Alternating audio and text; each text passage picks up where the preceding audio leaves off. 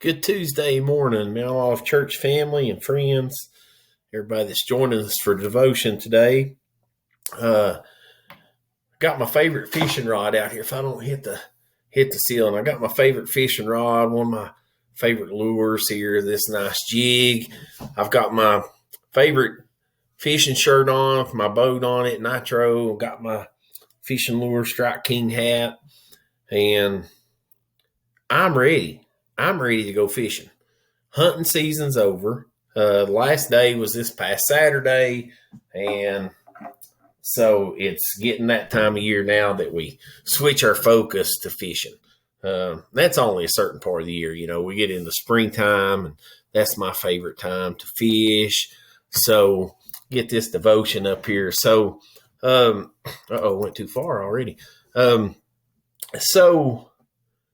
Fishing. I don't know how many of you like to fish. But today in our devotion, we're going to talk about a different type of fishing. We're going to talk about my favorite type of fishing.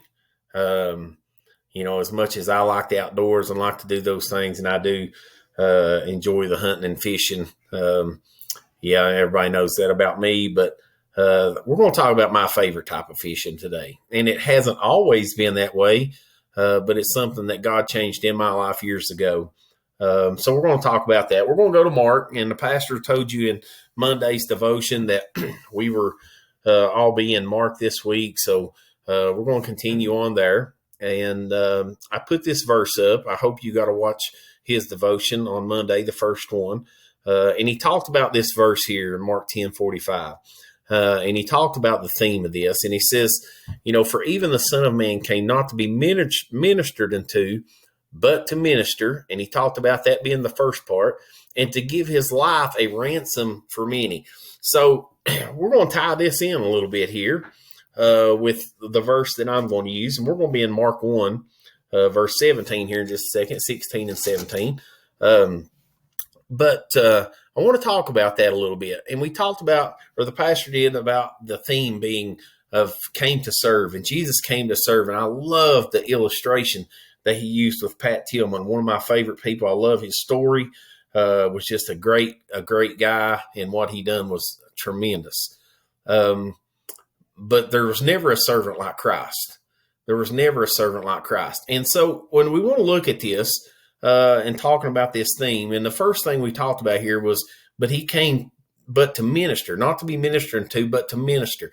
I want to look at one of the first things here, one of the first ways he did minister, one of the first ways, and we look at the disciples so many times.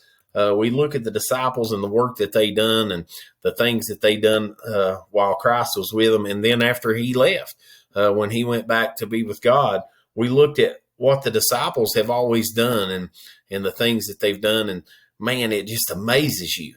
But I want to talk about one of the first ministries here, one of the first times of Christ being a servant, and a servant for his Father.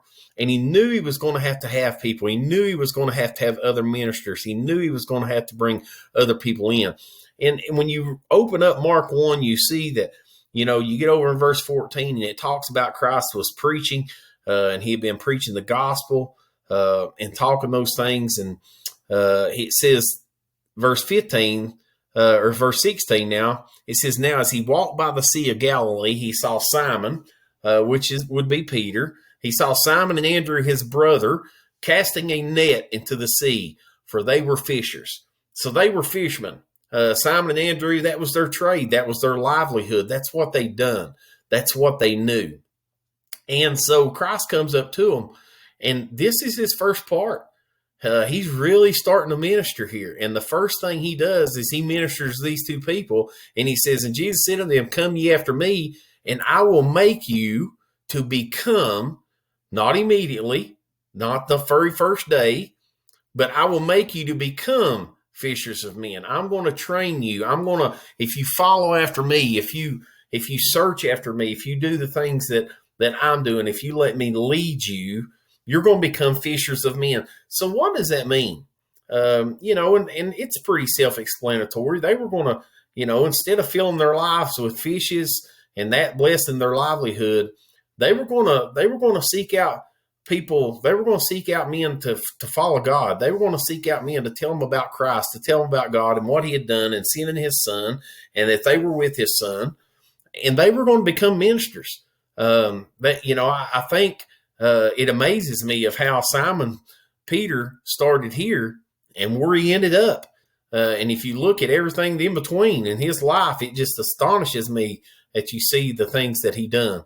But he says, come after me and I will make you to become fishers of men. So that is us, and we look at ourselves and, whether you're a minister, whether you're a door greeter, whether you sing in a choir, you teach children's church, maybe you're working behind the scenes, preparing food for meals, or, whatever that is, we're all disciples.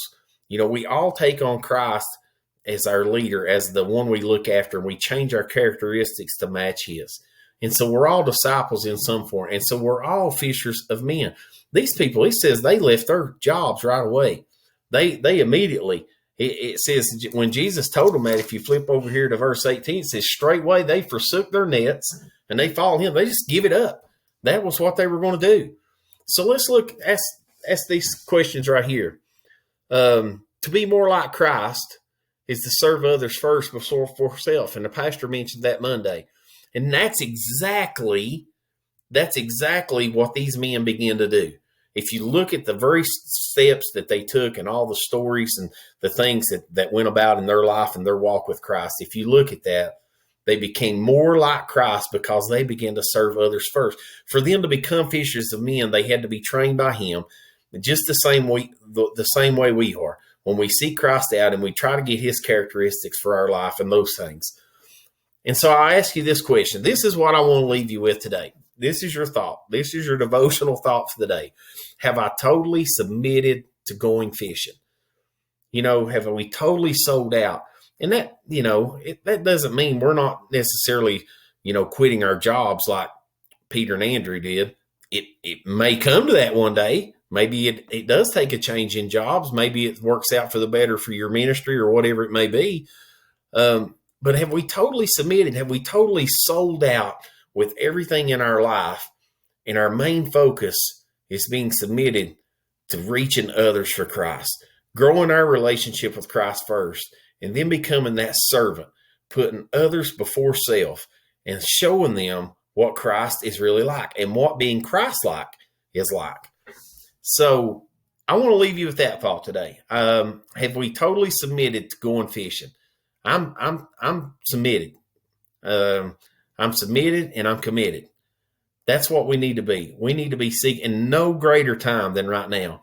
I don't want to get too long, but I won't throw this out at you because it just come to me here. Maybe you find it hard to witness to others. Maybe you find it. Maybe you say, well, I'm not the minister. I'm not the teacher. You know what? God will open doors for you. God will open doors for you in your places of work. Look for those places. There's opportunity. I've noticed.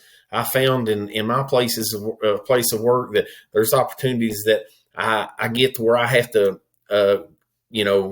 talk with a group of men or,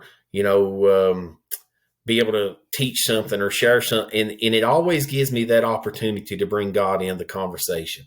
Look for those opportunities. Look for those opportunities and be submitted to being a fisher of men. God bless you guys. I love you, and I hope you have a great day.